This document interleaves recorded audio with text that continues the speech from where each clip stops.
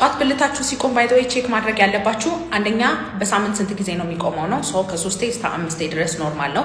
በየቀኑ መቆም የለበትም።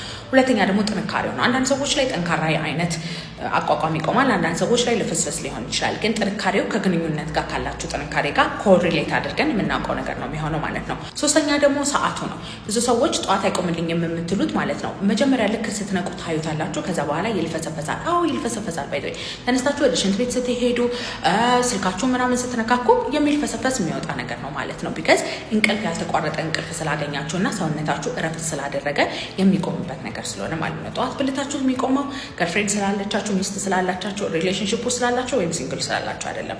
ወደ ብልታችሁ ያሉት ጡንቻዎች ምግብ የሚመገቡበትና የደም ዝውውር የሚያገኙበት ሰዓት ነው ማለት ነው። ጧት ብልታችሁ ካልቆመ አካላዊ የሆነ የብልት አለመቆም ችግር አለባችሁ። ሰው ጡንቻ ላይ፣ ነርቭ ላይ፣ ደም ስር ላይ፣ ሆርሞን ላይ፣ የተለያዩ ሁኔታዎች ላይ ያሉ ችግሮች ሊኖሩ ይችላሉ። ስለዚህ መታችሁ ቼክ መደረግ ትችላላችሁ። ባይ ባይ።